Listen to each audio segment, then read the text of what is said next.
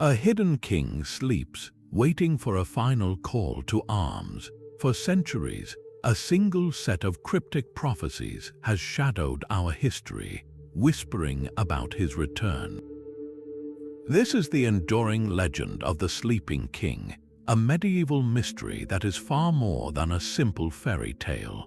It is a sprawling web of predictions that believers say accurately forecast the collapse of empires, the arrival of legendary heroes, and even apocalyptic ends. By the close of our journey, you will possess a complete map of this legend, from its mysterious birth in a medieval scriptorium to its shocking influence on kings and conquerors.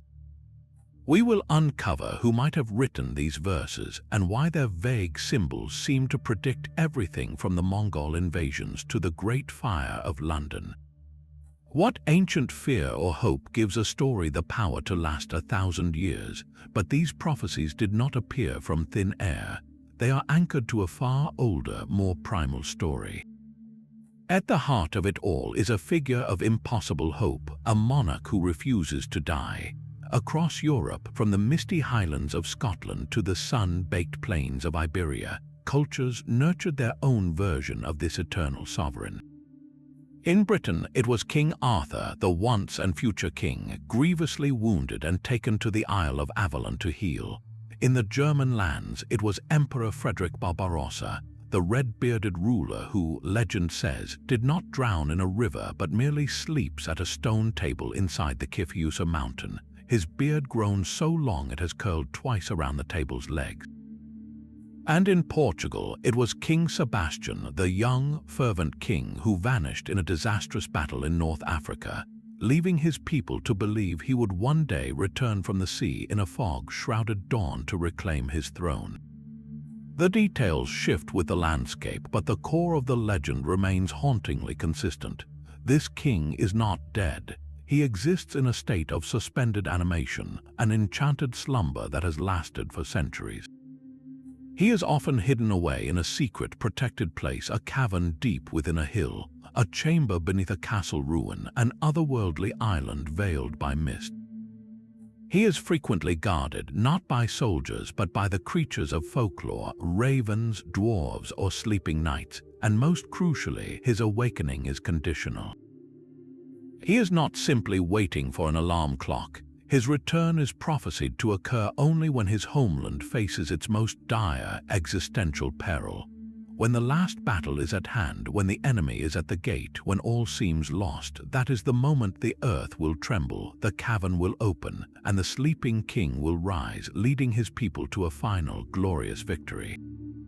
This legend is the fertile soil from which the more specific prophecies grow. It provides the emotional engine, the deep, collective longing for a savior in dark times. The prophecies themselves, the cryptic verses we will soon examine, are often framed as the sleeping king's own dreams, visions of the tumultuous future he must sleep through. Or they are presented as messages delivered by seers and mystics who have, somehow, glimpsed into that hidden chamber and learned the signs that will herald his return. The legend answers the who and the why a king waits for our darkest hour. The prophecies attempt to outline the when and the how, a confusing map of omens and events that believers have strained to interpret for generations. Before we can decipher that map, we must understand the profound, almost desperate hope that drew it in the first place. What does it say about us that we need to believe our greatest hero is merely sleeping and not gone forever? That profound hope for a sleeping savior needed a text, a scripture to give it shape and authority. So where did the prophecies themselves actually come from? The trail begins not with a single signed document, but with whispers in the margins of history. The most famous collection of prophecies concerning the sleeping king is often, somewhat romantically, credited to a shadowy 12th century Welsh bard, a figure lost to time, or to an anonymous monk in the scriptorium at Glastonbury Abbey, that legendary island of Avalon. Yet despite these alluring stories, scholars have never found a definitive original manuscript bearing a single author's name. This absence is the first and most important clue to understanding what these prophecies truly are. They are not a book written by one person at one moment. They are a living tradition, a river fed by many streams. To grasp their creation, we must understand a concept known by the Latin phrase vaticinium ex eventu. It means, quite simply, a prophecy written after the events it claims to predict. Imagine you are a scribe living in the year 1300. The last 50 years have seen a Mongol invasion reach the gates of Vienna, a crusade fail spectacularly, and your own king embroiled in costly wars. The world feels unstable, as if God's plan is unfolding in terrifying ways. You take up your quill and, thinking of the old legend of the sleeping king, you begin to write verses. You describe past calamities in vague, symbolic language. A great storm from the east, a lion with 3 crowns falling, and then you attach a promise: after these trials, the true king will awaken. To your audience, living through those events or remembering them, your words seem uncannily accurate. You have not predicted the past, you have reframed it as part of a sacred, preordained pattern leading to a hopeful future. This was likely the genesis of many of the prophecies we have today. The most probable period for their compilation into a coherent set was the late 13th or early 14th century. This was an age of profound crisis and millennial anxiety. The social order was fracturing, famines were common, and the very concept of Christendom seemed under threat. In such a climate, people desperately sought meaning, a sign that their suffering was not random but part of a larger, divine story that would end in redemption. The Sleeping King legend provided the perfect vessel for that hope, and the prophecies became its roadmap. Physically, these prophecies would have been born on vellum, the treated animal skin that served as parchment. They might have been penned in formal Latin, the language of the church and scholarship, or in the local vernacular Middle English, Old French or Welsh, to spread more widely among the people. And here is where the story multiplies. A single manuscript did not simply get copied. Each scribe who bent over a candle to transcribe the cryptic verses was also an interpreter. One might add a clarifying note in the margin about which pale king a certain line referred to. Another, working in a different region facing a different threat, might subtly alter a symbol to better fit the local political enemy. Over decades of copying and recopying, these small changes accumulated, creating multiple, conflicting versions that fanned out across Europe like cracks in a pane of glass. A prophecy born in a Welsh monastery could find itself adapted in a French court or debated in an Italian university, each new version claiming to be the true, original vision of the coming king. The manuscript was not a fixed artifact, but a growing, changing thing, reflecting the fears and hopes of every hand that touched it. This symbolic code is the true genius behind the prophecy's longevity. To read them is to enter a world where animals speak in riddles and the sky itself writes history. An eagle does not simply fly, it represents the soaring, predatory power of an empire. In the context of medieval Europe, the eagle was almost universally understood as the symbol of the Holy Roman Empire, that vast, fragmented realm in the heart of the continent.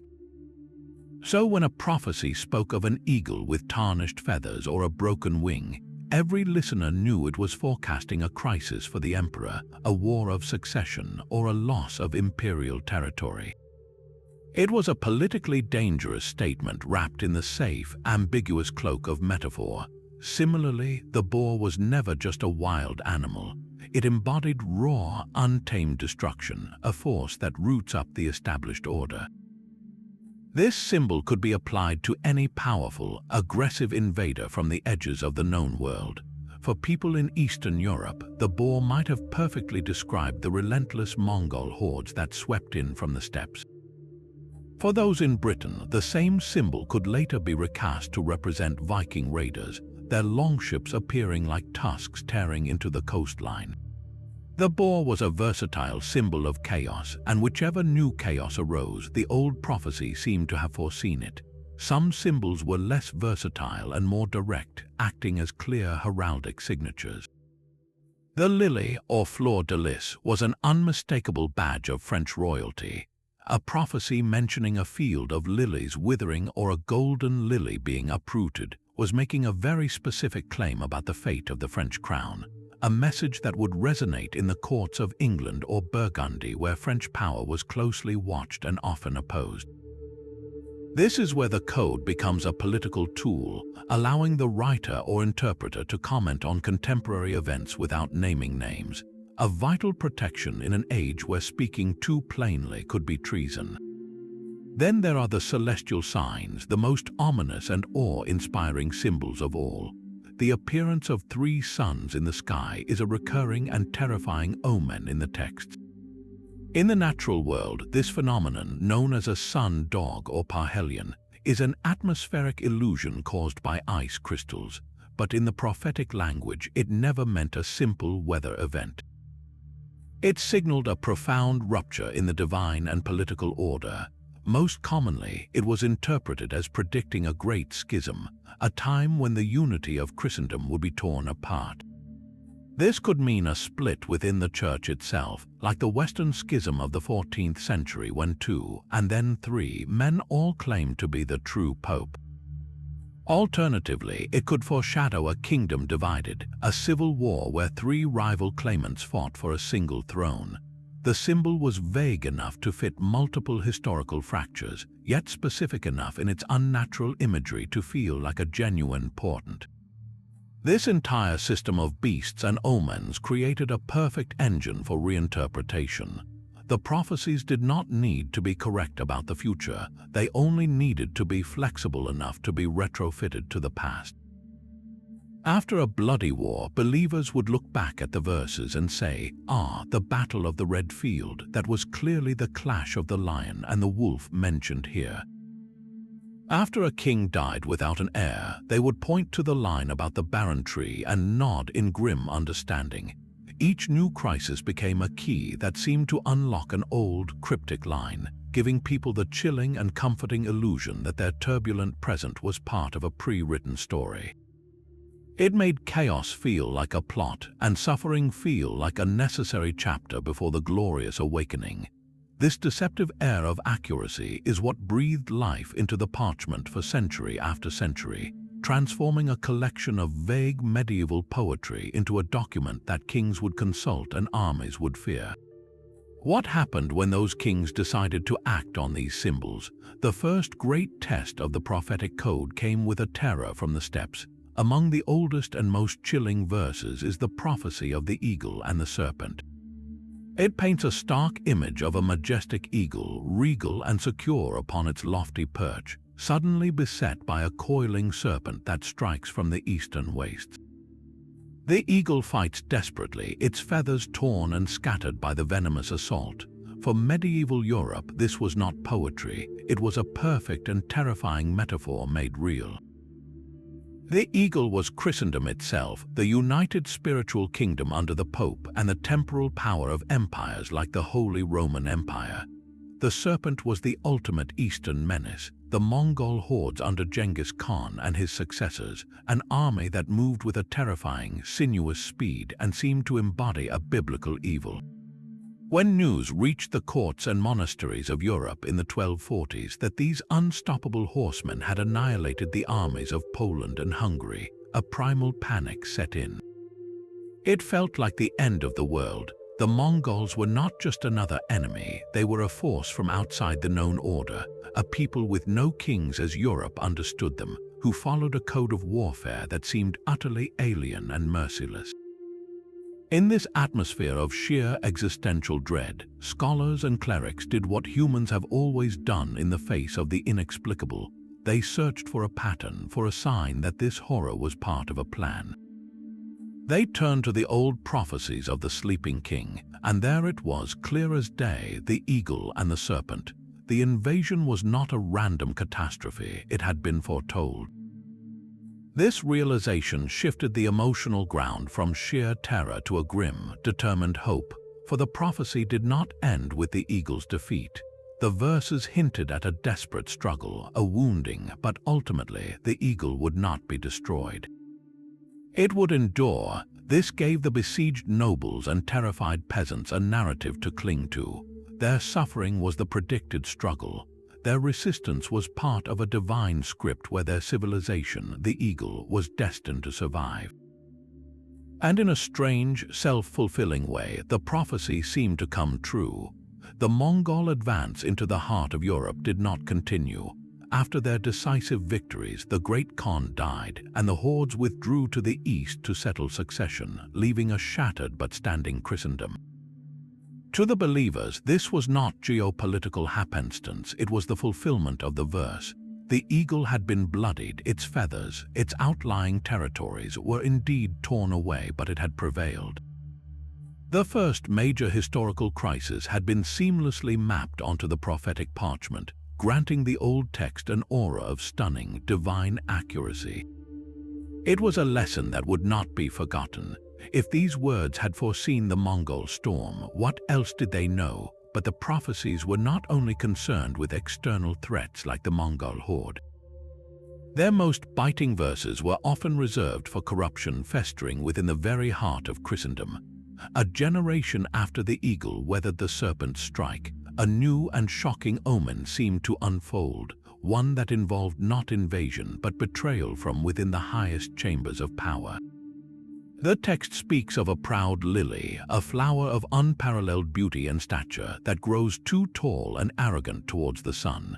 A mysterious rot then sets in at its very stem, a blight from within, and as it withers, it is grotesquely crowned not with jewels but with sharp, piercing thorns.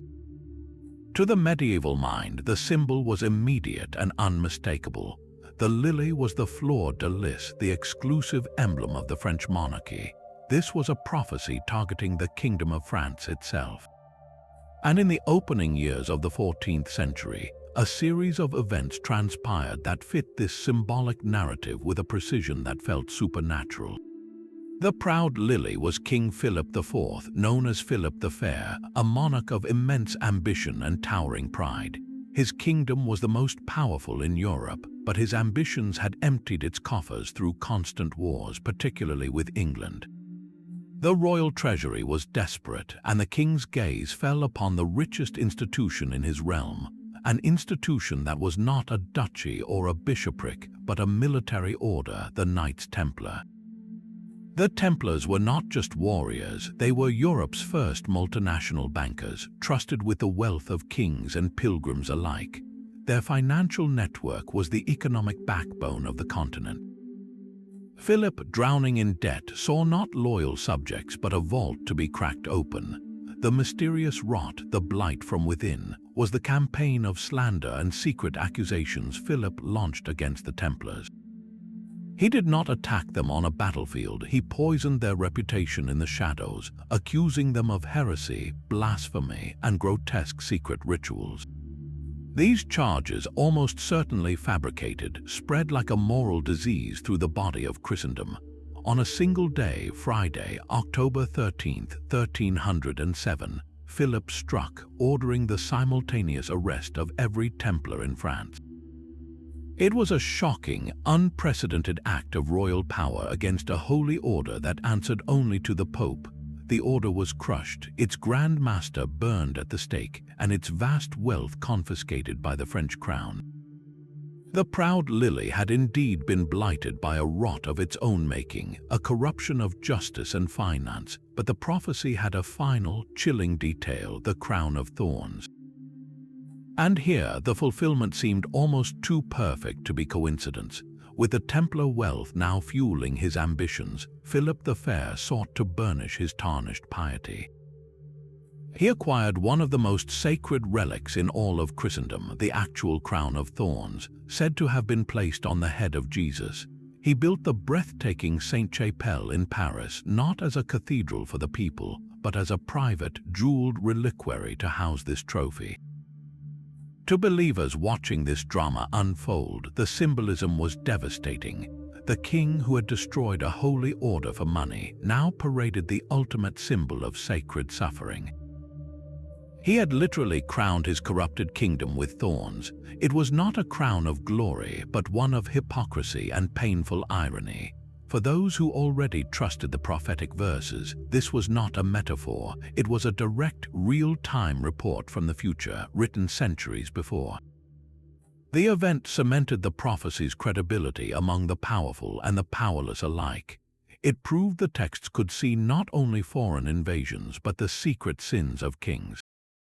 If the parchment knew the fate of the Templars and the hollow piety of Philip the Fair, what other secrets of state did it hold? What royal destiny might it have already written?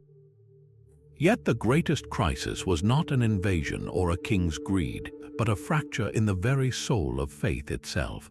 Among the most dire and visually stunning prophecies was the warning of the three suns in the sky.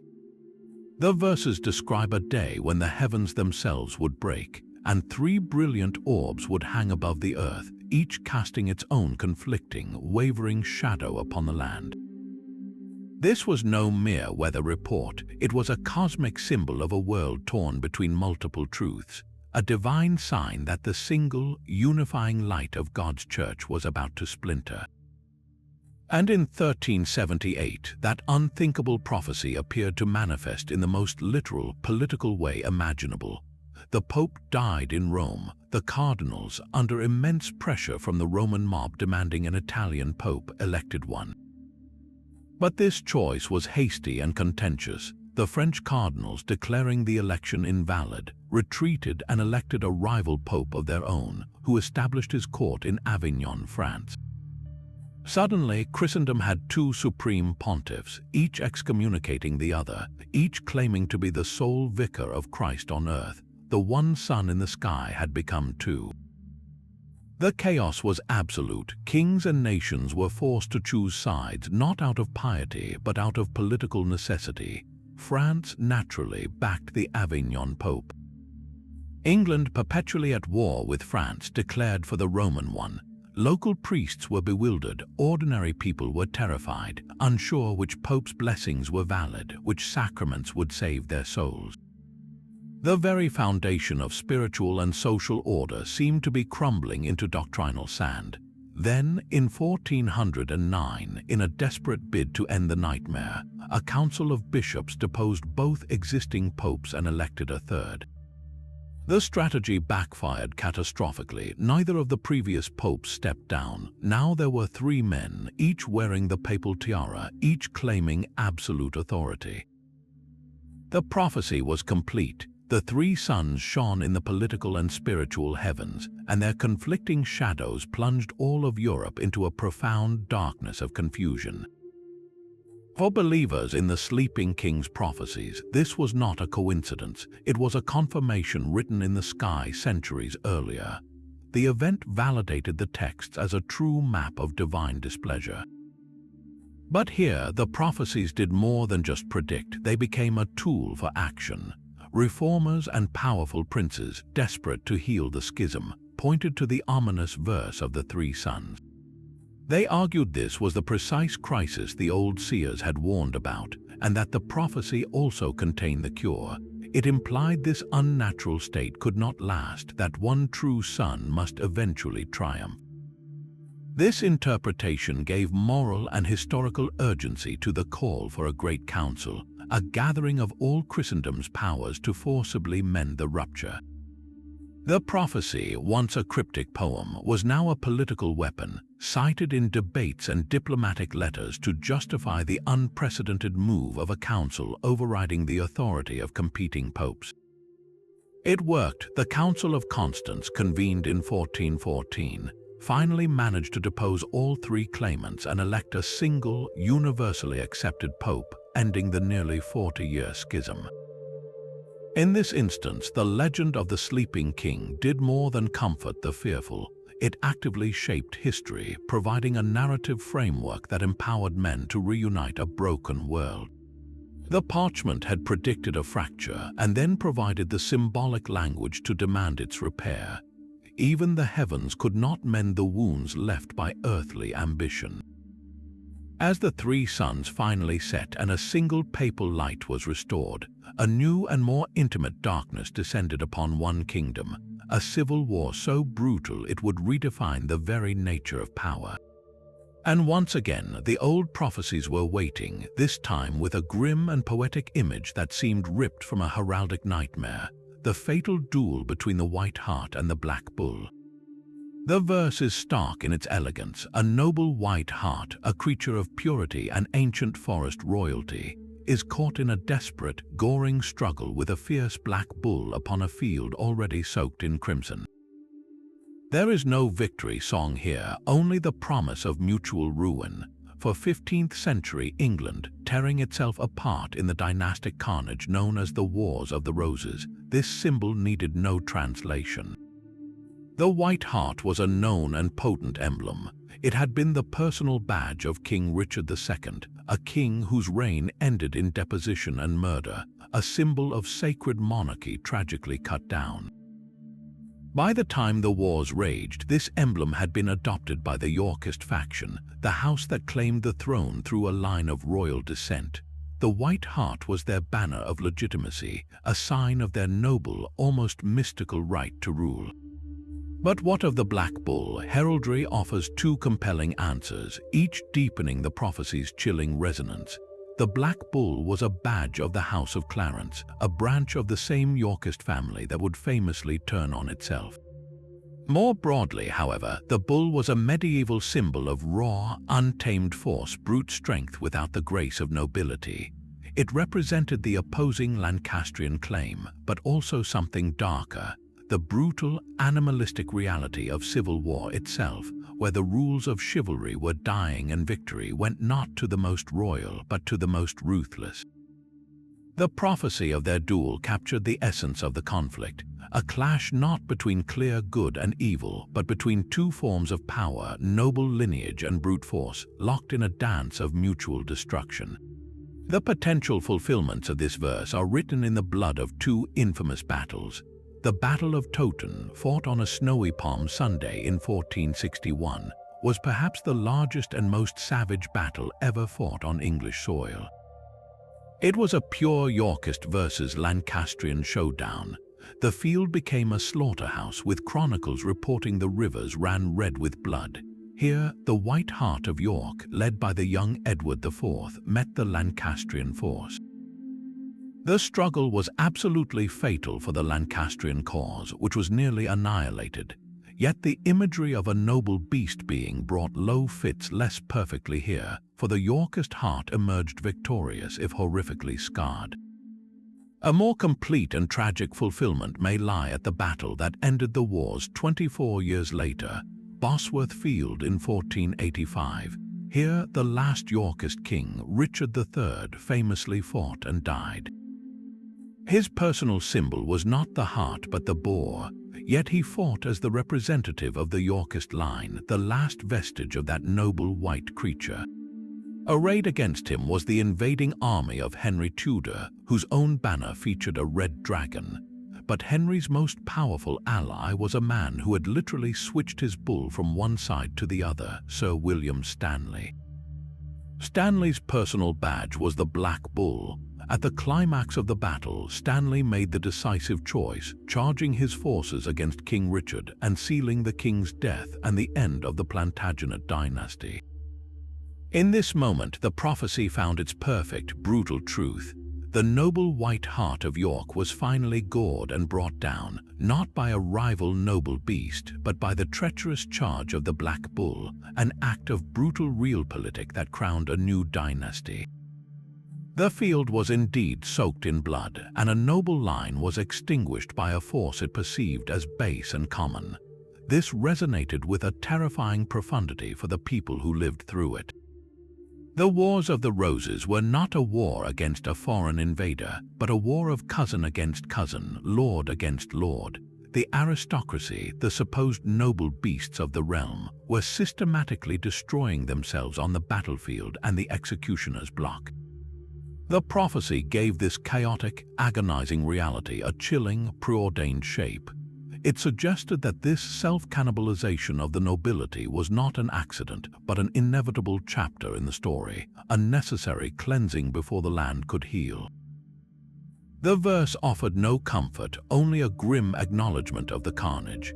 It told a shattered nation that their suffering had been foreseen, that even the fall of kings was part of the parchment's long and patient design.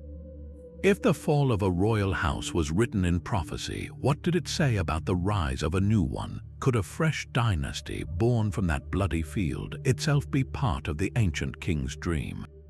A tower built not for God but for the glory of a single man would inevitably house its own destruction. Among the most architecturally vivid of the prophecies is the warning of a great tower, a new Babel, constructed from the quarried stone of ancient traditions, not to reach toward heaven, but to cast a very long earthly shadow. Its builders, the verses warned, would speak in a single, enforced voice, yet this monolithic structure would one day crack from within, brought low by the very forces used to raise it. For centuries, this image was abstract, a critique of hubris in general. But as the medieval world gave way to the Renaissance, a new and terrifyingly concrete form of power emerged, the centralized nation-state, and the prophecy found its perfect modern fulfillment. No longer were threats merely foreign hordes or rival popes. The greatest danger now seemed to be the all-consuming ambition of kings themselves, who sought to control not just land and taxes, but the very souls of their subjects. The sprawling, intricate bureaucracies of these new states were the invisible scaffolding of this tower, turning royal will into enforceable law in every parish and province. And in the 16th century, one king became the living embodiment of this prophetic warning, transforming a symbolic tower into a shocking national reality. The reign of Henry VIII of England was the stone and mortar of the prophecy made flesh. His break with the Roman Catholic Church was not merely a religious dispute, it was the ultimate act of state consolidation. By declaring himself the supreme head of the Church of England, Henry did not just change a doctrine, he performed a breathtaking act of political architecture. He dismantled the old, international spire of papal authority and used its stones to construct a new, domestic tower of absolute royal power. The newly founded Church of England was this tower, a structure designed from its foundation to answer to one master alone, the king. Its laws were acts of parliament, its theology was shaped by royal desire, and its vast wealth, seized from the monasteries, became the treasury that fortified the state. For interpreters of the old prophecies, the correlation was electrifying. The great tower had been rebuilt not in Mesopotamia but in London, yet the prophecy contained its own grim guarantee. This tower, built for control, would crack from within, and so it did, with a violence that tore England apart for generations. The internal cracking was the relentless religious strife Henry unleashed but could never control. The very act of defining a new state church created factions where none had existed before. Traditionalists clung to the old Catholic ways in secret, while radical reformers, now emboldened, pushed for a purification far beyond what the king had ever intended. Under Henry's successors, the tower shuddered. His devoutly Protestant son, Edward VI, pushed reforms further. Then his ardently Catholic daughter, Mary, tried to demolish the structure entirely, burning Protestants at the stake in a failed attempt to mortar England back to Rome. Finally, his pragmatic daughter Elizabeth enforced a brittle compromise, a settlement that papered over the deep cracks but never truly sealed them. This was the cracking foretold, a civil war of the soul fought in parishes and pulpits, a legacy of persecution and paranoia that would erupt into actual civil war a century later. The prophecy, in this light, was a stunningly accurate critique of the Renaissance state's fatal flaw. By claiming total authority over both body and spirit, the tower of centralized power made every theological disagreement an act of treason and every conscience a potential fault line. The old verses, born in a world of emperors and popes, had been effortlessly adapted to diagnose a new disease, the absolute monarchy. They warned that any power which seeks to unify by force, to make all voices chant a single state-sanctioned hymn, is building on a foundation of sand. The echoing cracks of the English Reformation proved to believers that the sleeping king's dream had seen this coming, a warning etched in prophecy long before the first stone of Hampton Court was laid. Yet even as the tower of state religion cracked, a new and hopeful figure emerged from the parchment's shadows. Among the darkest warnings, a single prophecy shone like a beacon, speaking not of beasts or broken towers, but of a healer. It foretold a shepherd king, a ruler who would arise from the misty Western Isles not to conquer, but to mend. His mission was divine diplomacy, to heal the great schism in the church, reunite the fractured body of Christendom, and then, with a united faith behind him, lead a final, glorious crusade to push back the ever-advancing tide of the Ottoman Empire. This was the prophecy that fueled late medieval and Renaissance daydreams, a perfect fantasy for an age weary of internal squabbles and external threats. It was less a prediction and more a collective prayer given poetic form, a desperate wish for a messianic monarch who could restore a perceived golden age of unity and purpose. The beauty of this prophecy for ambitious rulers was its glorious vagueness. The Western Isles could mean anywhere: the British Isles, the Iberian Peninsula, even the Atlantic seaboard. Any king who could present himself as a unifier and a warrior for the faith could try to fit his crown to this hopeful description. After his stunning victory at Agincourt, Henry V of England was briefly hailed as this very shepherd. Here was a charismatic, pious king who had united his own fractious nobility in a war against France, and who spoke earnestly of his desire to lead a crusade once his continental wars were won.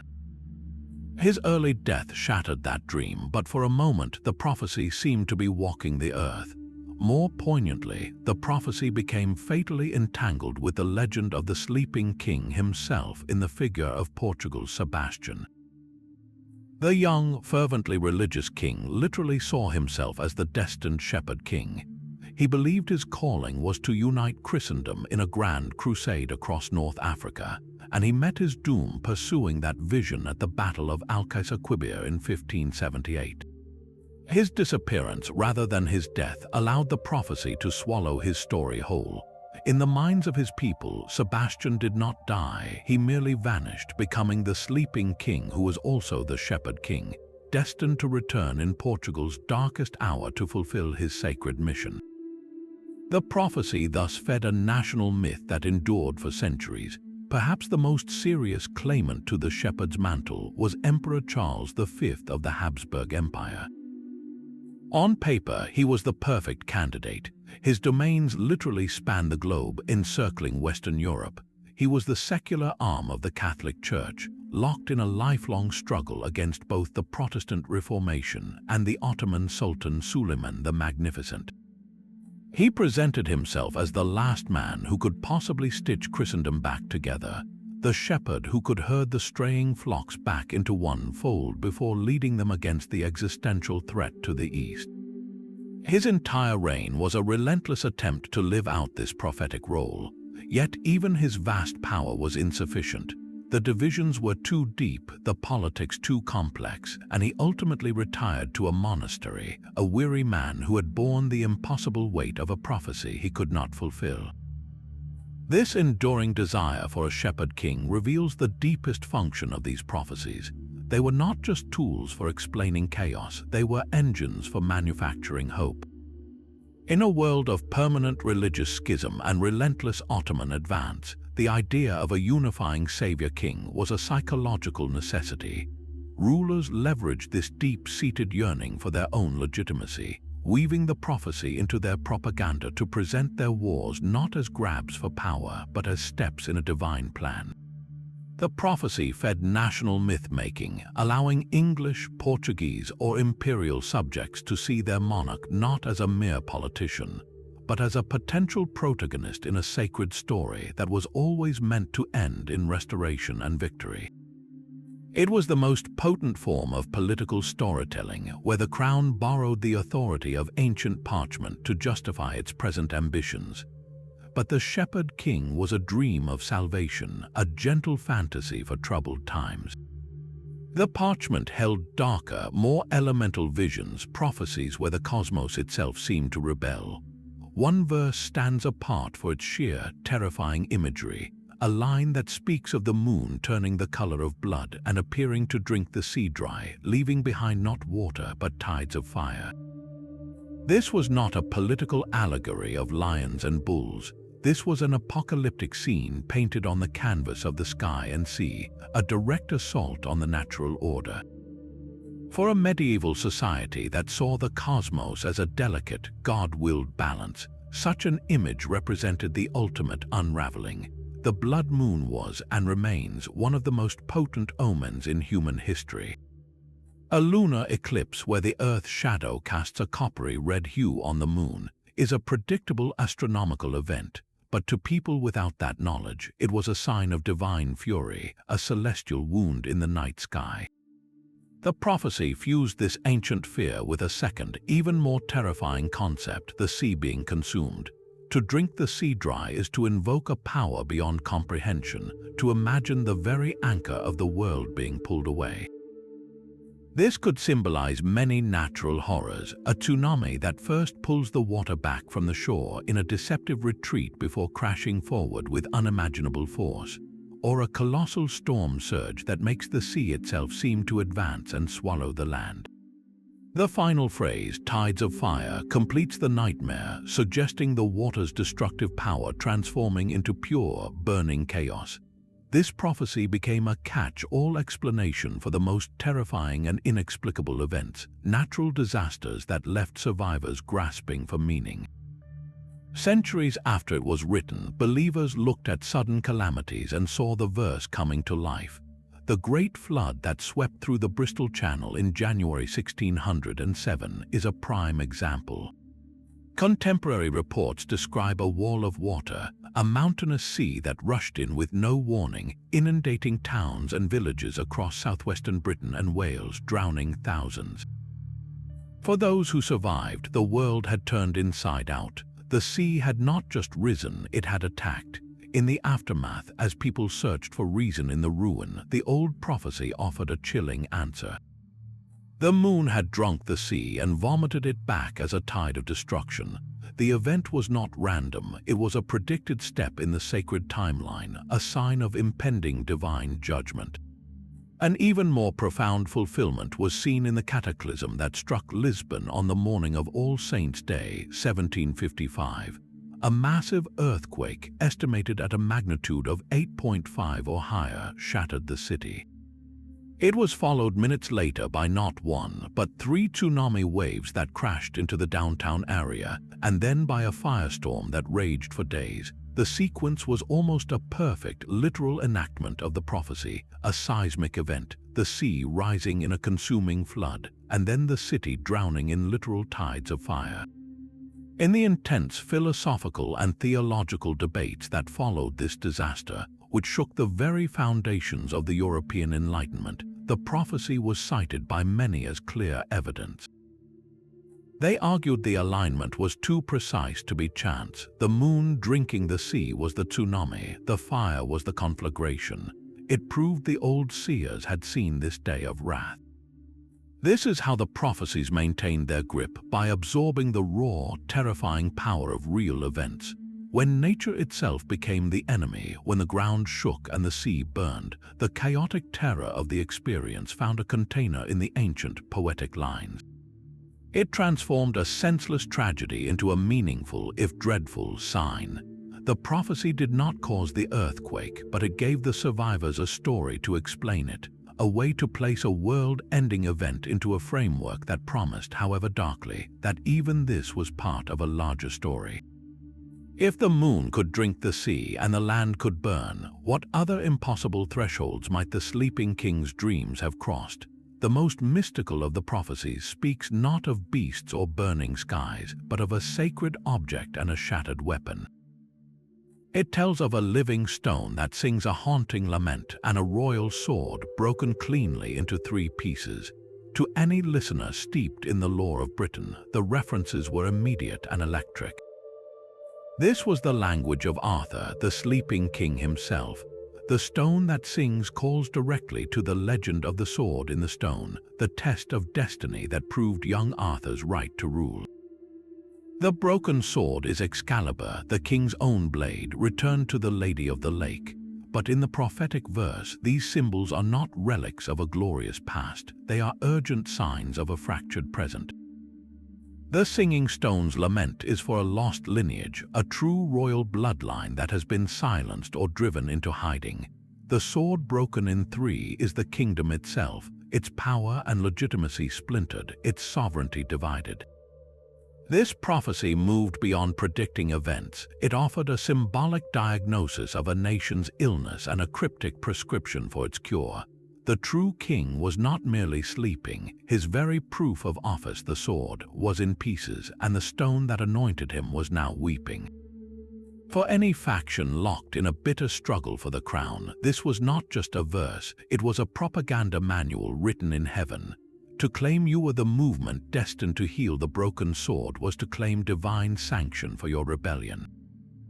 During the Wars of the Roses, the Yorkist faction, claiming descent from an older royal line, could easily frame their fight against the Lancastrians as an attempt to reunite the three pieces, to make the sword whole again. Their cause was the silent song waiting to be sung. A century later, the prophecy found new, potent life with the Jacobites, the supporters of the exiled Stuart kings after the glorious revolution of 1688. To them, the symbolism was perfect and painful. The true, anointed Stuart king, James II and his heirs, was living in exile in France, the hidden lineage. The kingdom had been broken, its pieces represented by the competing powers of Parliament, the new Dutch-born King William, and the lingering Catholic resistance. The Jacobite rebels, rising in Scotland in 1715 and again in 1745, were answering what they believed was the stone's lament, the call to reassemble the sword and restore the rightful king to the throne. They fought not just for a man, but to fulfill a sacred geometry, to make three pieces one. This is how prophecy becomes a weapon for the underdog. It provides a narrative of lost legitimacy that is more powerful than any legal claim. A royal pretender with a weak bloodline or a rebel with a small army could not compete on the battlefield of conventional power, but on the battlefield of symbols they could become giants. By wrapping their ambition in the ancient imagery of the singing stone and the broken sword, they transformed a political gamble into a holy quest. They were not seeking a crown, they were answering a call that had echoed for centuries. They were the agents of the prophecy itself, the ones who would finally silence the stone's sad song by making it sing in triumph. This gave their followers a courage beyond ordinary loyalty, for they believed they were not just soldiers but restorers of a divine pattern broken long ago. Every march, every battle was a step toward making a mythical image real, toward welding the shattered blade back into Excalibur. The prophecy did not predict their success, but it guaranteed their conviction, proving that the oldest stories are the most potent fuel for the newest revolutions. The parchment's power was about to be multiplied 1,000-fold. In the workshop of a German goldsmith named Johannes Gutenberg, a quiet revolution was taking shape, one that would pry the prophecies from the hands of scribes and place them directly into the hands of the people. The invention of the movable type printing press in the middle of the 15th century did not just make books easier to produce, it fundamentally altered the flow of information in Europe. For the cryptic verses of the Sleeping King, this was a moment of explosive transformation. The first known printed editions of these prophecies began to appear in the German states and in France in the 1480s and 90s. They were not elegant, leather-bound volumes for a prince's library. They were cheap, single-sheet pamphlets or small booklets known as chapbooks, produced for pennies and sold for a few coins at fairs and in town squares. For the first time, a farmer, a merchant, or a foot soldier could own a copy of the ancient predictions. The mystery had been democratized. These mass-produced pamphlets were often sensational in their presentation. To grab the attention of a semi-literate public, printers included bold, crude woodcut illustrations. A typical title page might show a bearded king sleeping fitfully inside a hollow mountain, his crown askew while ravens circled overhead. Or it would feature a dramatic, simplified scene of the eagle battling the serpent, or the three suns blazing ominously in a wooden sky. The text itself, now set in type, gained a false air of finality and authority. A reader might think this printed version must be the true and correct one, even though the typesetter, working from a flawed manuscript copy, could easily introduce new errors or deliberate changes with a slip of the hand. The Prophecies, already fluid from centuries of scribble alteration, now entered a new phase of corruption and mutation. Each printing house might have its own version, subtly edited to reflect local political anxieties or to make the text more thrilling. This widespread availability turned the Prophecies into a tool of popular agitation. During a peasant revolt, a war of succession, or an outbreak of plague, these pamphlets would flood the markets. A preacher in a tavern could hold one aloft, pointing to the woodcut of the blood moon or the withered lily, and declare that the current crisis was not just a misfortune, but a predicted step on the path to the king's awakening. The Prophecies became a shared language of hope and fear for the common people, a way to interpret the chaos of their daily lives through the lens of a grand cosmic story. Yet this very popularity also diluted their original complexity. Nuanced symbols were reduced to cartoonish images, and the drive to sell copies encouraged printers to add sensational, apocalyptic commentary that the original medieval verses never contained. The sleeping king was no longer just a subject for scholarly debate in a monastery. He had become a headline, a piece of popular entertainment, and a spark for the imagination of a continent. With every pamphlet that passed from hand to calloused hand, the legend was being rewritten not by monks, but by the market, forever changing the relationship between prophecy and the public. The printed prophecies circulating in the markets were not just entertainment for the masses, they were intelligence reports for the crown. When a cryptic verse could ignite a rebellion or undermine a king's divine right, rulers had no choice but to pay attention. The relationship between monarchs and these ancient texts was a dangerous dance of fear, fascination, and outright suppression. A king who had just seized power by force was particularly vulnerable to the whispers of prophecy. Henry VII, the victor of Bosworth Field, knew his Tudor dynasty was built on a fragile claim. He had taken the crown not from a clear line of succession, but from the corpse of Richard III on a bloody battlefield. To the believers in the old prophecies, he might not be the restorer of the broken sword, but the very black bull who had gored the noble heart.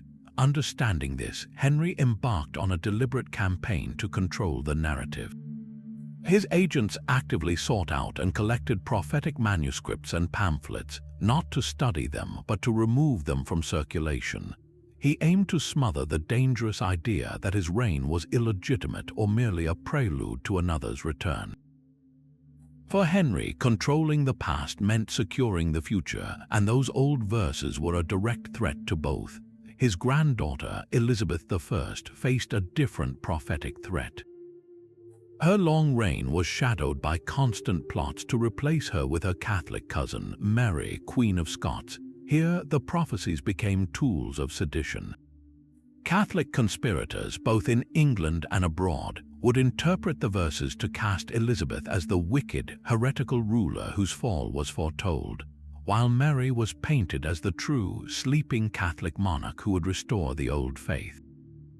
Elizabeth's formidable spy network, led by figures like Sir Francis Walsingham, monitored the trade in prophetic pamphlets as closely as they tracked Spanish armadas. A new printing predicting the fall of a lioness could be seen as evidence of a new plot, making these texts a matter of national security. The fear was so palpable that simply possessing a certain prophecy could be considered treason. Yet not every monarch responded with suppression. Some engaged in a war of ideas. King James VI of Scotland, who became James I of England, was a deeply learned but profoundly superstitious man. He was fascinated by prophecy, yet terrified of its power to stir up the common people against their God-appointed king.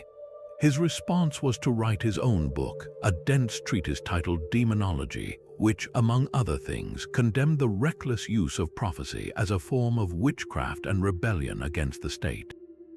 He argued that only fools and traitors would use vague, ancient verses to challenge the clear authority of a sitting monarch.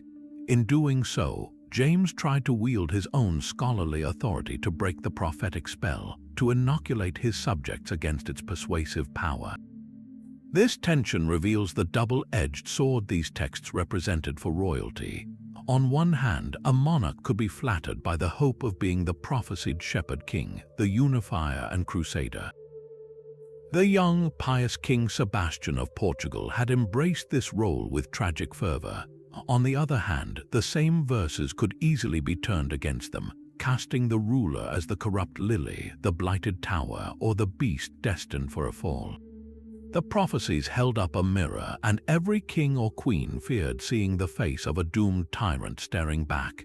This was not superstition, it was realpolitik. The belief in the power of these words was so widespread that it became power. A prophecy could legitimize a usurper or destabilize a dynasty, making the control of parchment and print as crucial as the control of any army. The printed word gave prophecy a new audience, but it also invited a new kind of scrutiny. As the Renaissance dawned, a different class of reader began to examine the ancient verses, not with the fear of a peasant or the ambition of a king, but with the cool, analytical eye of a scholar. The humanist movement, with its revival of classical learning and its emphasis on reason, logic, and original sources, turned its formidable intellect toward the sleeping king's prophecies. What they found was not a divine code, but a deeply human and deeply flawed construct. Figures like the great Dutch scholar Erasmus poured withering scorn on the texts. He mocked their deliberate vagueness, pointing out that their symbols were so broad they could be fitted to any event after it happened. To Erasmus, this was not prophecy. It was a parlor trick played on the gullible, a form of intellectual fraud that thrived on fear and ignorance. He and his fellow humanists championed a radical new idea that truth should be sought through empirical evidence, historical documentation, and the critical analysis of texts, not through the deciphering of cryptic poems that changed with every new printing. This scholarly assault was a fundamental threat to the prophecy's authority. For centuries, their power had rested on the assumption that they were a unique, supernatural glimpse into the future.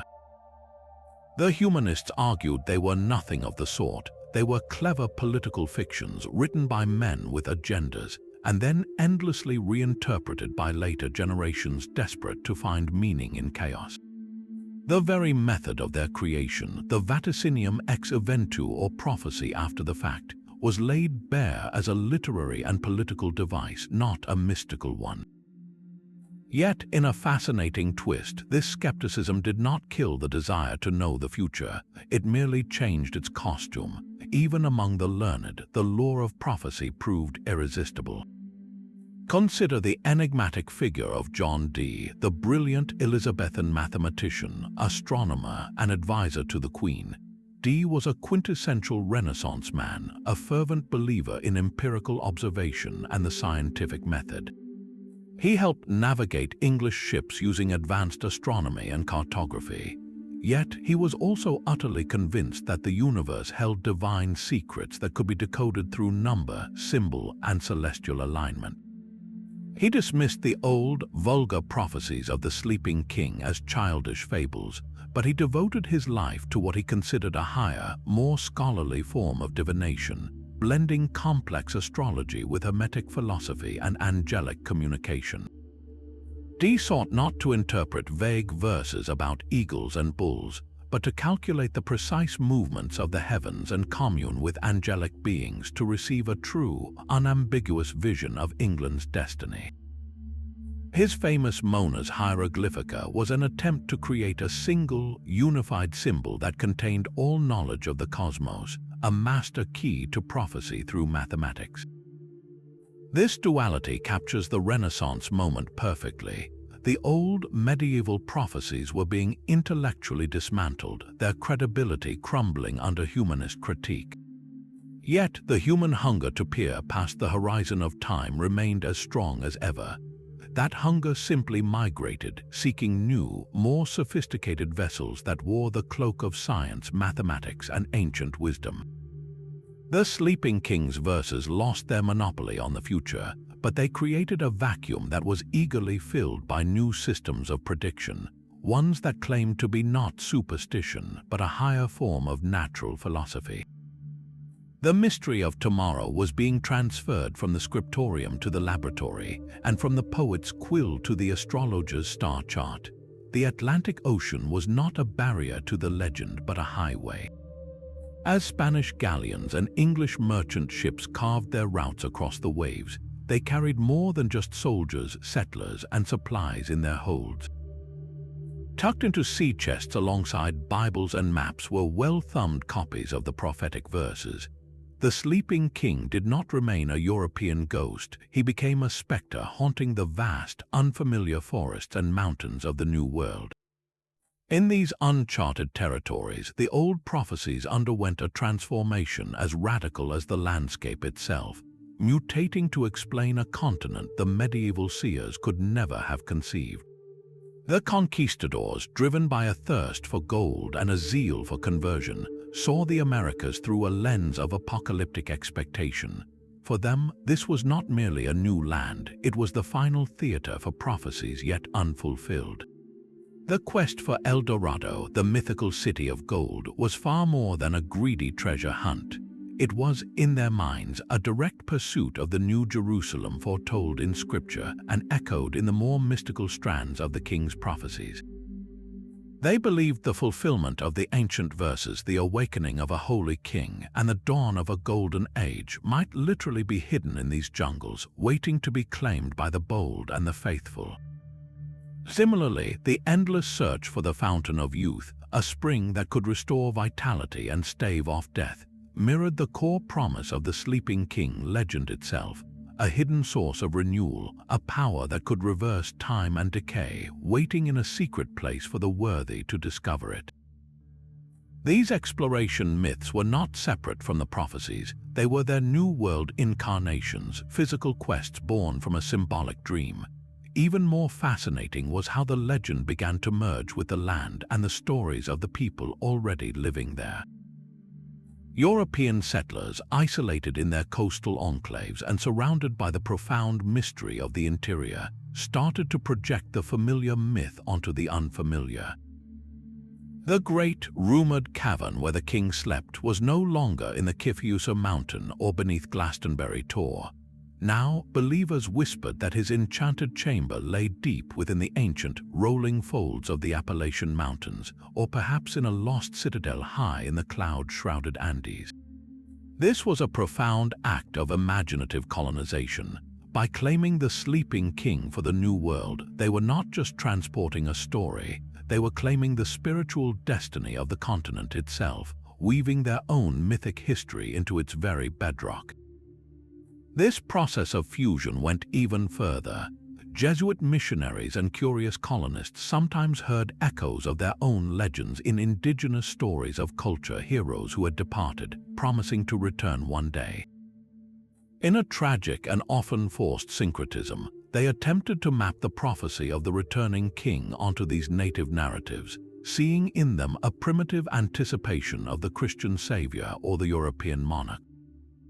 This reinterpretation served a dual purpose. It made the foreign landscape feel spiritually familiar to the Europeans, and it provided a theological justification for their presence, framing their arrival as part of a long-awaited fulfillment that even the native peoples had, however dimly, foreseen.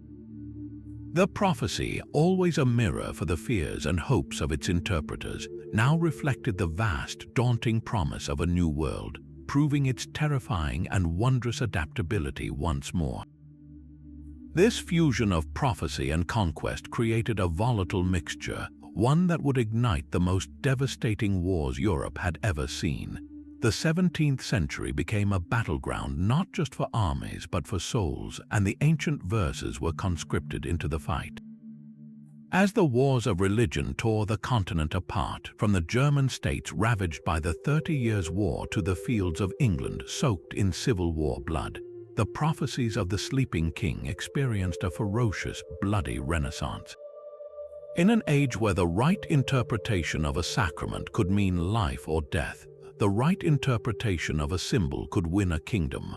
Both sides in these existential struggles reached for the same tattered parchment, each convinced it held God's own blueprint for their victory and their enemies' damnation. The very vagueness that had always been the prophecy's strength now became their most powerful weapon. A single medieval line could be sharpened into a blade to suit any theological cause. For the Protestant princes and preachers locked in a death struggle with the Catholic Habsburg Empire, the identification was clear and terrifying.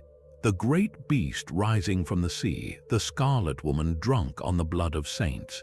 These apocalyptic images from the Book of Revelation were seamlessly grafted onto the older prophetic symbols. The Pope in Rome was no longer just a rival religious leader. He was the ultimate false son, the Antichrist masquerading as the true light, whose destruction was foretold in the verses of the sleeping king. Protestant pamphleteers operating clandestine presses churned out fiery tracts that paired crude woodcuts of the papal tiara with the prophetic beasts, arguing that the current war was the final, predicted battle to purge this corruption from the earth. The awakening of the true king in this reading meant the triumph of the Reformed faith and the fall of the Roman Babylon. Across the trench lines, Catholic propagandists wielded the same symbols with equal conviction and opposite meaning. To them, the chaos and rebellion unleashed by the Protestant Reformation perfectly embodied the prophecy of the ravaging boar. This was no longer a symbol of Mongol hordes, but of heretical princes and iconoclastic mobs who were rooting up the ancient, holy traditions of Christendom. The destruction of statues, the sacking of monasteries, the rejection of papal authority, this was the boar's work. Catholic pamphlets portrayed Protestant leaders like Gustavus Adolphus of Sweden, the Lion of the North who intervened in the 30 Years' War, not as a liberator, but as the very beast of chaos foretold, whose inevitable defeat would herald the restoration of unity under the true faith and perhaps the awakening of a great Catholic emperor to lead it. We can see this war of symbols in a specific, surviving pamphlet from the heart of the English Civil War, printed in London around 1643. Its title is a manifesto in itself, The Prophecy of the White King and the Dreadful Dead Man Explained. It takes the old, cryptic verse of the White Hart, the noble, slain king, and forcefully applies it to the current crisis. The pamphlet argues that the White King is the martyred Charles I, portrayed as a saintly figure of legitimacy besieged by the forces of darkness. The dreadful dead man is interpreted as the looming spectre of Oliver Cromwell and the Parliamentary Army, a monstrous, unnatural power risen from the grave of rebellion to destroy the ancient constitution. Every symbol is twisted to serve the royalist cause, offering desperate supporters a divine narrative for their struggle and a promise that the king's suffering, like the heart's, was part of a sacred pattern that would end in restoration. Another pamphlet from the German states during the 30 Years' War, titled The Vision of the Three Crowns Shattered, repurposes the celestial omen of the three suns. It no longer refers to rival popes but to the three great powers tearing the empire apart: the Catholic emperor, the Lutheran Swedish king, and the Calvinist French cardinal. The pamphlet, likely of Catholic origin, uses the prophecy to argue that this threefold conflict is a divine punishment, and that only by returning to the one true Son of the Catholic Church could the empire be made whole and the sleeping emperor, a clear nod to the Frederick Barbarossa legend, awakened to bring peace. This was information warfare in an age before radio or newspapers. These pamphlets were morale bullets fired into towns and camps to stiffen resolve or shatter it. They gave a soldier freezing in a trench a reason beyond his lord's command to keep fighting. He was not just a pawn in a political game, he was a soldier in the final, prophesied war between light and darkness.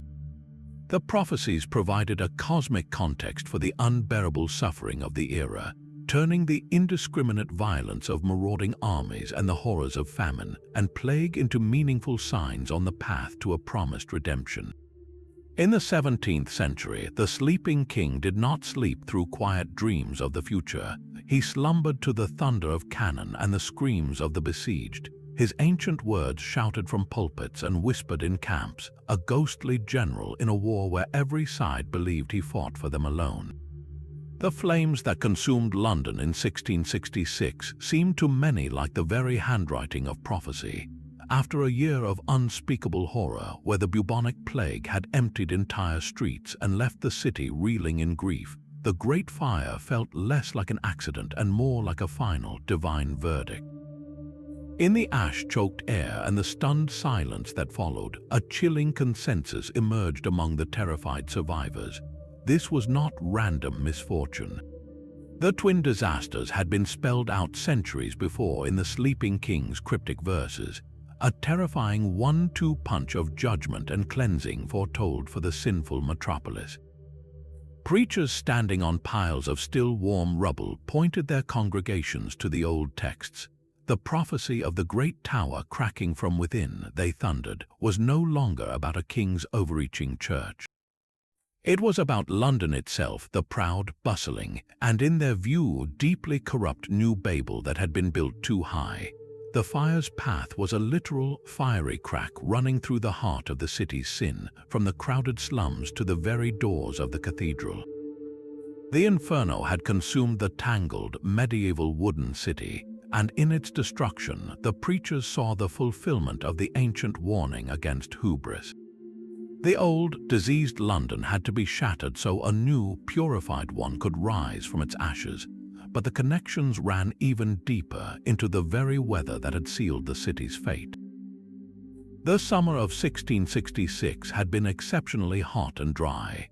The River Thames had shrunk to a trickle in places, and the wooden water pipes under the streets ran nearly empty. This severe drought was seized upon as the fulfillment of another, more terrifying line, the prophecy of the moon drinking the sea dry. The celestial body had not literally swallowed the ocean, but it had, in the minds of believers, pulled the vital moisture from the land and the river, leaving the city a tinderbox waiting for a spark.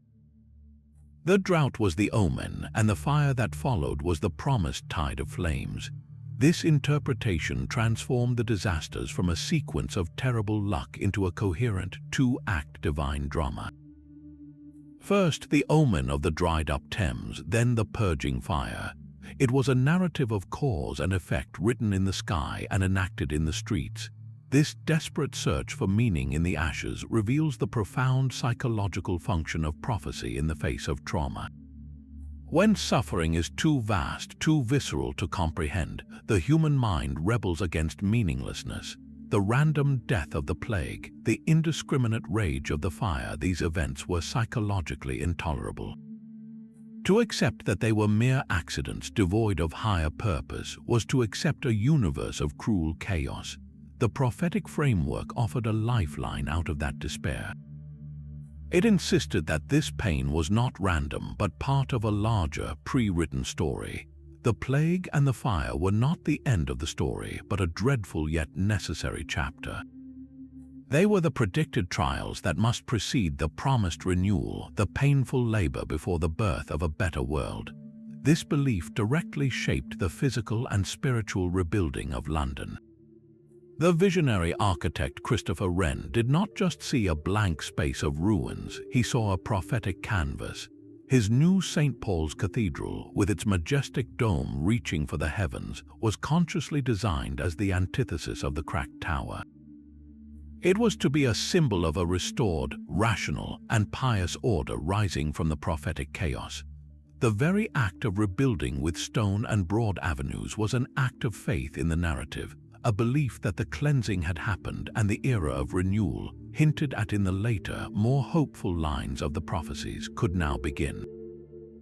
The city literally rose again according to a plan that its people believed had been ordained long before the first flame was lit in Pudding Lane. In the shadow of twin calamities, the ancient parchment provided not just an explanation for the past, but a blueprint for the future. Voltaire's pen was a scalpel, and he wielded it with merciless precision. To the philosophers of the Enlightenment, the prophecies of the sleeping king were not ancient wisdom. They were the very epitome of everything they sought to eradicate, the childish nightmares of an age they called Gothic, meaning barbaric and unenlightened. Thinkers like Voltaire and David Hume attacked the legends on two fronts as bad history and dangerous psychology. They argued that the prophecies were obvious frauds, written after the events they described, and that their persistence was a symptom of humanity's pathetic tendency to find patterns in chaos and to cling to fairy tales when faced with a frightening, random universe. For these men of reason, the very idea of a monarch sleeping in a hill was an absurdity, a story for peasants and fools. The educated elite now saw the parchment not as a sacred text, but as an artifact of scholarly interest, a curious fossil to be placed under the glass of historical analysis. Historians began to dissect its origins, not to find divine truth, but to trace the human hands that had forged it, to map its evolution as one would track the mutation of a folk song. It was systematically stripped of its prophetic power and recatalogued as a literary and cultural relic, a curious byproduct of medieval anxiety. This intellectual exile pushed the legends out of the halls of power and into new, more shadowy realms. They vanished from statecraft and royal propaganda, but they did not die. They simply migrated. They became the prized curiosities of antiquarians, gentlemen scholars who collected old ballads and crumbling manuscripts as quaint souvenirs of a simpler, if more superstitious, past. More dramatically, they found a vibrant second life in the emerging genres of Gothic literature and romantic fairy tales. The very elements the Enlightenment mocked, the eerie suspense, the medieval setting, the sense of a hidden, supernatural history, became their greatest strengths in fiction. The Sleeping King was no longer a political prophecy, he was a magnificent plot device. You can see his shape in the slumbering heroes of folk stories, in the enchanted castles of Gothic novels, where a secret often lies buried beneath the ruins, waiting to be awakened by a curious heir. The legend traded the council chamber for the haunted library and the royal court for the misty, moonlit moor. Yet even as it became entertainment, the prophecy retained a deeper, more potent thread. It retreated into the soil of folk culture and the rising tide of romantic nationalism. In village taverns and around hearths, the stories persisted, told not as urgent political forecasts, but as part of the local landscape's soul, a tale about the old king in the hill that was as much a feature of the homeland as the mountain itself. And when 19th century nationalist movements began to stir, searching for ancient myths to define their people's unique spirit and destiny, they often reached back and pulled this old king from his literary grave. The legend was dusted off and polished, not as a literal prediction, but as a powerful metaphor for the nation itself, a dormant, pure spirit of the people, waiting for the moment of crisis to awaken and reclaim its sovereignty. The Sleeping King was reborn as a symbol of national identity, patiently biding his time in the collective unconscious. The Enlightenment had tried to bury him with reason, but it only succeeded in driving his roots deeper into the rich, dark soil where myths never truly die, but only wait for the right season to bloom again. The cold light of reason could not extinguish the legend's flame. It merely banked the coals, waiting for a new kind of wind to fan them into a different, more emotional blaze. That wind arrived with the Romantic movement of the 19th century, a sweeping cultural tide that turned away from the sterile logic of the Enlightenment and plunged headlong into a passionate love affair with everything the rationalists had scorned. The medieval past, the mystical, the sublime power of untamed nature, and the fiery soul of the nation, these were the new obsessions. And in this rich, imaginative soil, the Sleeping King was not just revived, he was reborn as a poetic icon. Writers and artists did not resurrect him as a literal prophet, but as the ultimate symbol for the themes that haunted their age. He became a vessel for exploring a deep, collective longing for a purer, more heroic past, and for giving shape to the emerging, often turbulent feelings of national identity. The old prophecies were lifted from the realm of superstition and elevated into the realm of high art, their power transferred from prediction to poetry. Alfred Lord Tennyson spent decades of his life crafting his epic cycle, Idylls of the King. In his hands, the Arthurian legend was no longer a collection of crude medieval chronicles or political allegories. It became a profound, melancholic meditation on the rise and fall of ideals. Tennyson's Camelot is a shining moment of spiritual and civic order, a kingdom built on noble codes which is tragically undone by human frailty and betrayal. His focus is not on the king's promised return, but on the aching beauty of what was lost. The prophecies within his poems serve not as a roadmap to the future, but as a haunting soundtrack to the inevitable decay of that perfect world. The sleeping king here symbolizes the fragile dream of a perfect society, a dream that seems forever out of reach in the grimy, industrializing present. Across the Channel in Germany, the legend of the slumbering Emperor Frederick Barbarossa found powerful new voice, not in books alone, but in music. Composers like Giacomo Meyerbeer created grand operas where the red-bearded emperor slept beneath the Kiffusa mountain, watched over by mystical ravens. These were not dry historical pageants, they were spectacular emotional experiences. The deep, rumbling chords of the orchestra could evoke the very mountain's weight, and the soaring arias gave voice to the nation's patient, sorrowful hope for unification. At a time when the German states were a fragmented patchwork, the operatic Barbarossa became a cultural rallying point, a shared myth that whispered of a time when all Germans would be one under a single, mighty ruler. He was no longer just a sleeping king, he was the sleeping soul of Germany itself. Similarly, the novels of Sir Walter Scott, like Ivanhoe, meticulously reconstructed the medieval world not as a period of darkness, but as a thrilling tapestry of chivalry, conflict, and nascent national character. While not always centering the sleeping king directly, Scott's work created the vivid backdrop against which such legends felt alive and believable. He taught an entire generation to view the Middle Ages not as a superstitious prelude to the modern era, but as the romantic, foundational epoch of their national story. In this reimagined past, the prophecy of a king's return felt like a natural, poetic expression of the land's enduring spirit. This romantic revival performed a crucial, transformative surgery on the old myths. It deliberately stripped them of their claim to literal, predictive truth. No serious poet or composer expected Barbarossa to physically crack open a mountain. But in removing that burden of fact, they granted the legends a far more enduring power, the power of metaphor. The sleeping king was freed to represent anything a culture yearned for, but felt it had lost its lost innocence, its fractured unity, its spiritual purpose in a materialistic world. The prophecies ceased to be instructions from the past about the future and became instead timeless mirrors held up to the present, reflecting its deepest anxieties and its most fervent hopes. They became cultural artifacts, yes, but artifacts charged with the electricity of a people's soul. What happens when this potent, romanticized symbol is dragged from the pages of poetry and thrust back into the raw arena of modern politics? The 20th century brought the prophecies their most dangerous interpreters. In the shadowed halls of the Third Reich, a sinister quest was underway. The Ahnenerbe, the Nazi regime's dedicated institute for so-called ancestral research, scoured ancient texts and European folklore with a specific, terrible goal.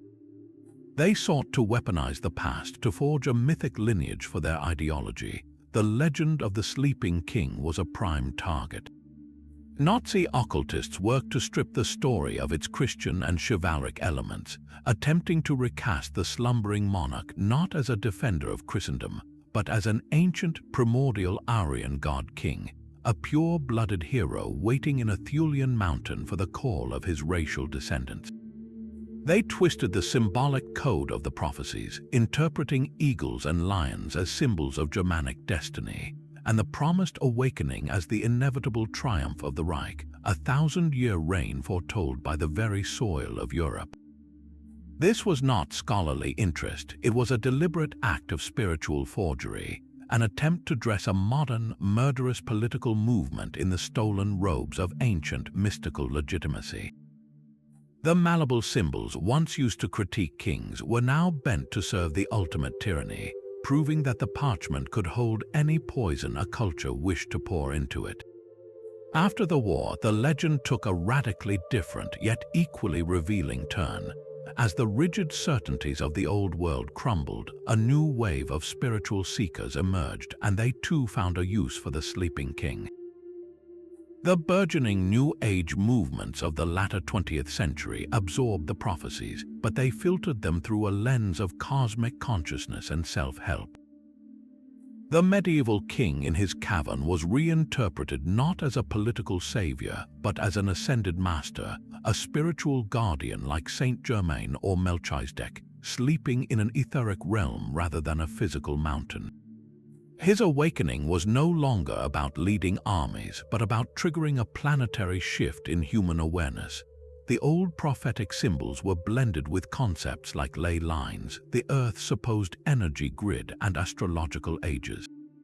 The promised return was folded into predictions of a coming age of Aquarius, a time of peace and enlightenment that would dawn once humanity collectively raised its vibration.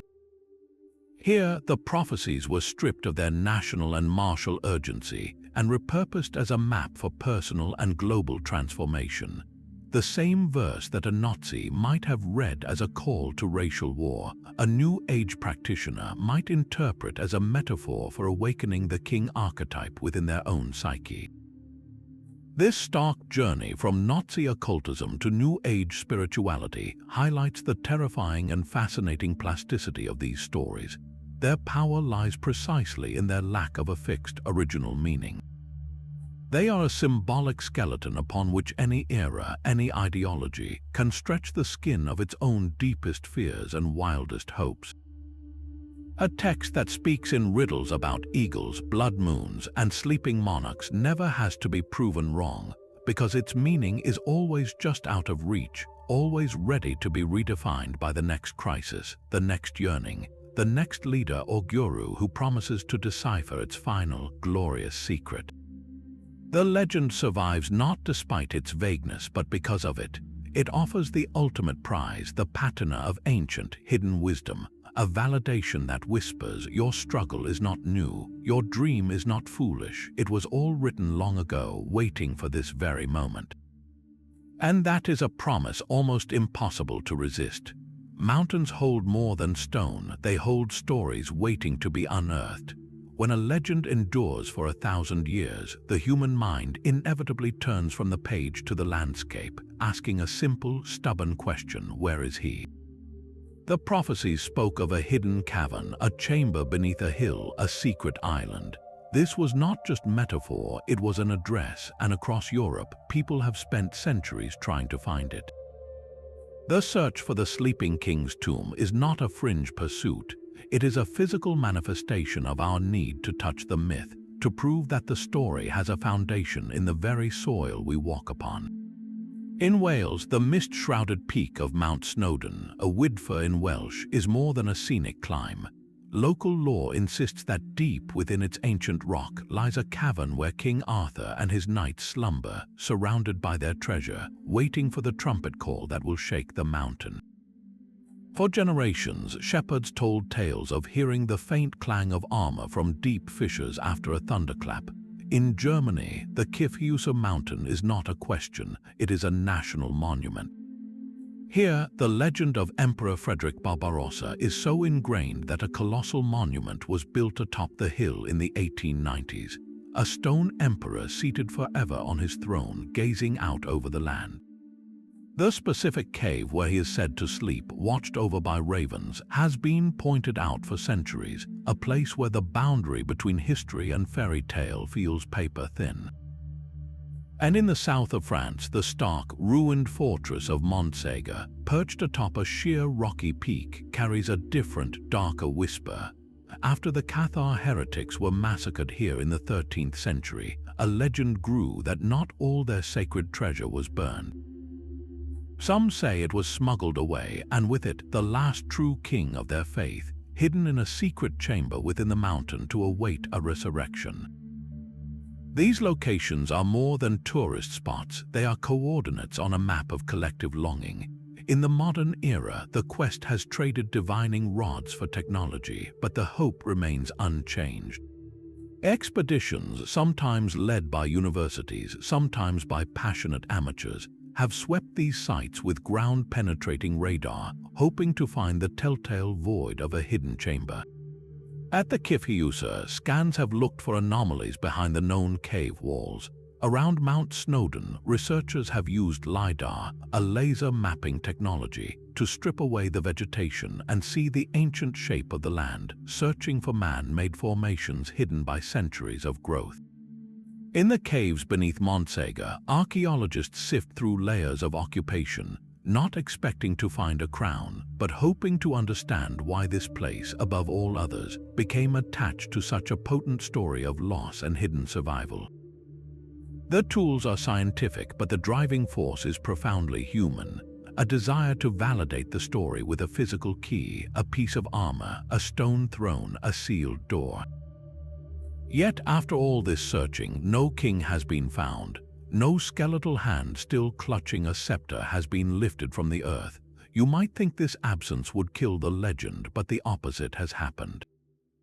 The empty searches have, in a strange way, strengthened the myth's power. They prove that the treasure is not the king's body, but the search itself. Each radar sweep that returns an ambiguous shadow, each excavated tunnel that leads only to more rock, reinforces the idea that the king's resting place is not just hidden, but unfindable by ordinary means. It is protected by the magic of the story itself, accessible only when the prophecy deems it time, not when our technology is ready. This endless, fruitless hunt reveals something fundamental about us. We are not really looking for bones, we are trying to excavate our own imagination, to dig up the physical proof that our most beautiful and comforting stories are real. We want the myth to be true so badly that we will scan mountains to find it.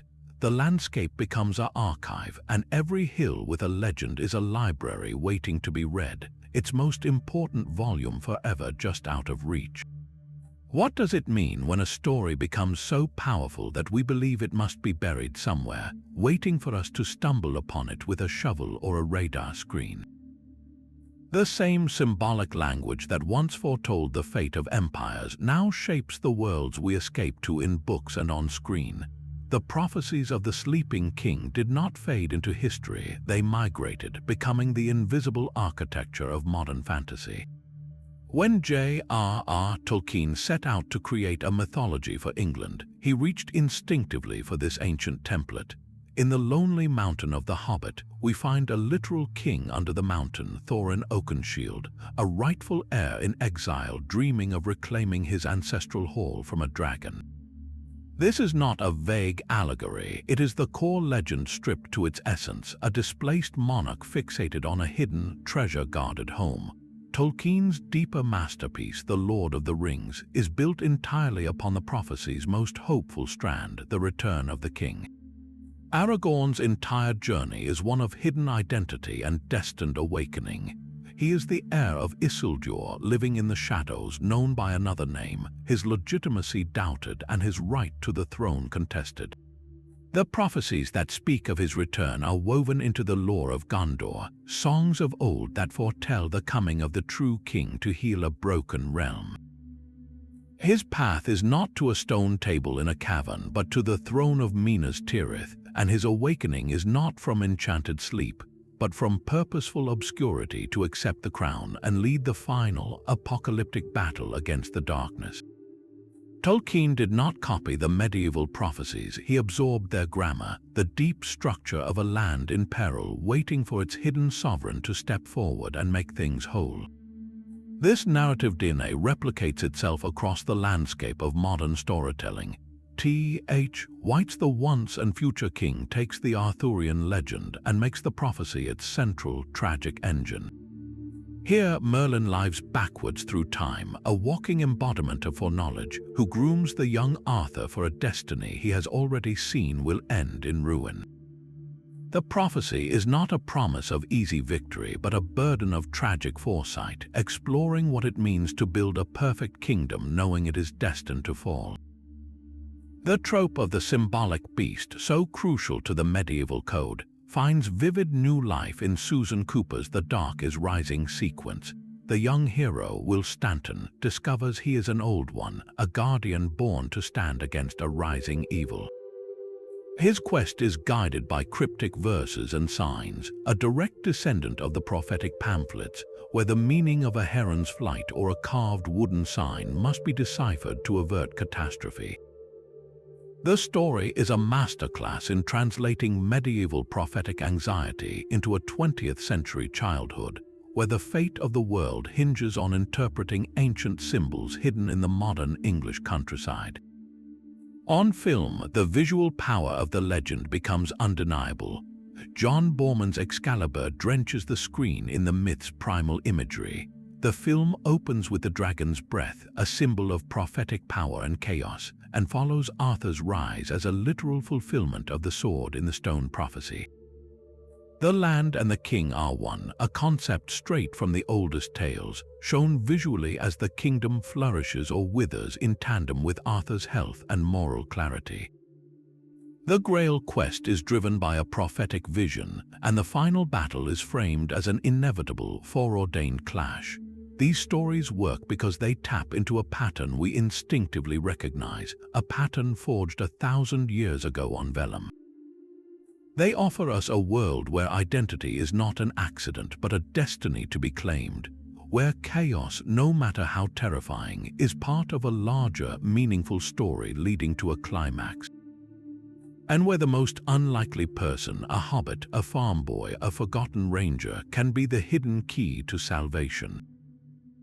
The medieval mystery of the Sleeping King provided fantasy with its most potent blueprint, a template of destiny, hidden royalty, and cataclysmic battles between defined good and evil that continues to captivate us because it answers a deep human need for order in the chaos, for the promise that the right person will awaken at the right time. But if this story is so powerful in fiction, what happens when people try to live by it in the real, complex world of today? Perhaps the legend's greatest power is its refusal to ever truly end. For 1,000 years, the story of the Sleeping King has been retold, reshaped, and rediscovered, not because it predicts the future, but because it perfectly diagnoses the present. It is a mirror, not a crystal ball. When we look into its polished surface, we do not see a bearded monarch in a cavern. We see our own faces staring back, etched with the fears and hopes of our own age. The prophecy endures because it fulfills deep, unchanging human needs, offering a set of answers for the most terrifying questions a society can ask itself. At its core, the legend is a machine for manufacturing hope in the teeth of despair.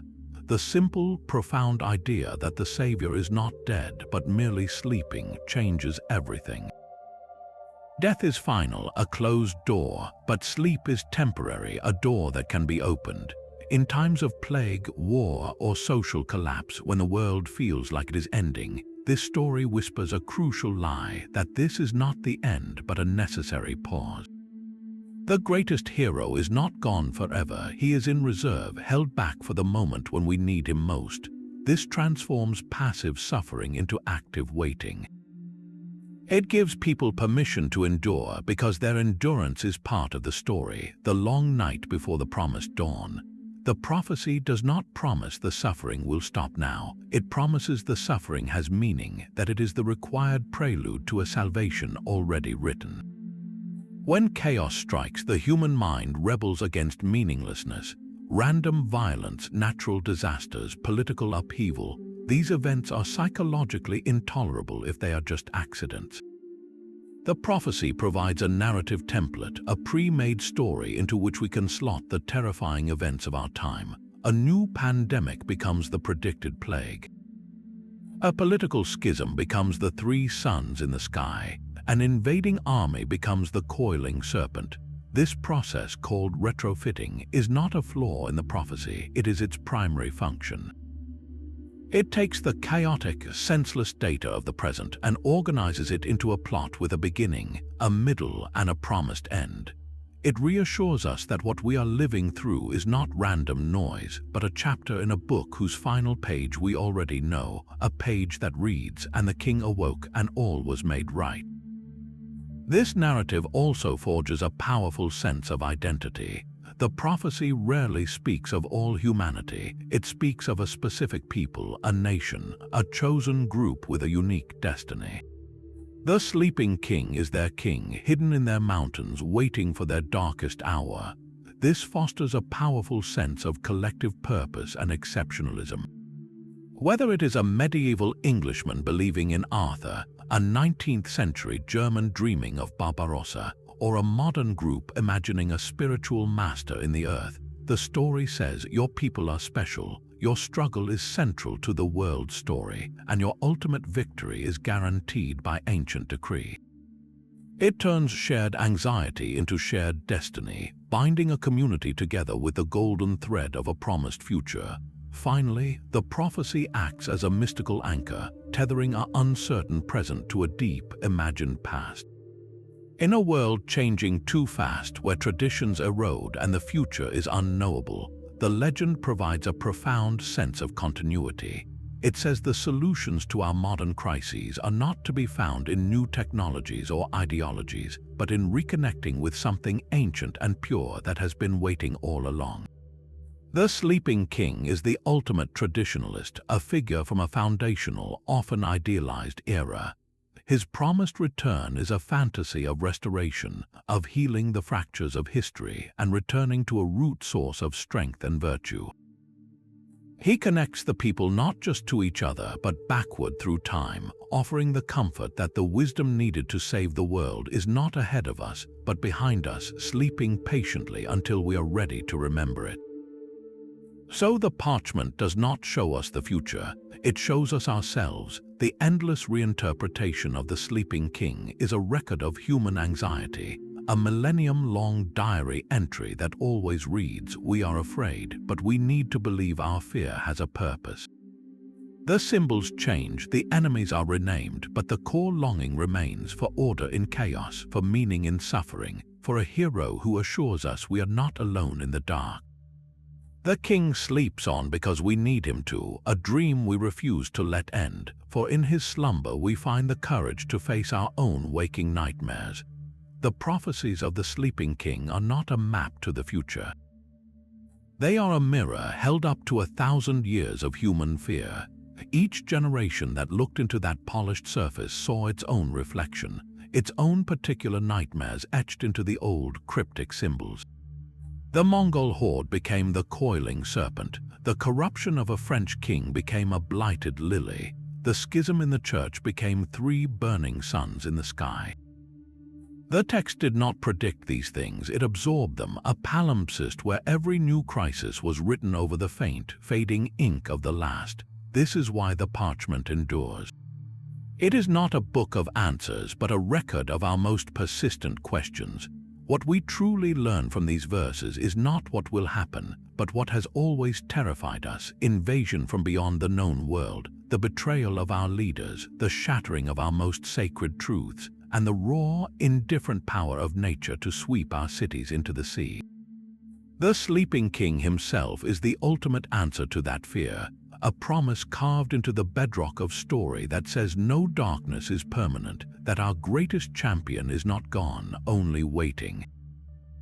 This legend survives because it fulfills a need more profound than knowledge, the need for hope patterned like a story with a beginning, a middle, and a guaranteed glorious end. It turns chaos into plot and suffering into a necessary chapter. We are pattern-seeking creatures, and in the random tumble of history, we crave a narrative that assures us the pain has a purpose, that the hero is merely resting, not dead. So what legends are we writing now, today, that will baffle the historians of the year 3000? Our own anxieties about artificial intelligence, climate upheaval, or viral pandemics are already being woven into new myths, new stories of hidden saviors or sleeping giants that will make sense of our chaos for those who come after. We are no different from the medieval monk in his scriptary, trying to fit the terrifying present into a framework that promises a future awakening. The parchment may be digital now, but the impulse is ancient. The king still sleeps because we still need to believe that the longest night is always followed by a dawn. What do you think the great mystery of our age will be 1,000 years from now? Share your thoughts in the comments below, and remember to subscribe for more journeys into the heart of history's greatest enigmas.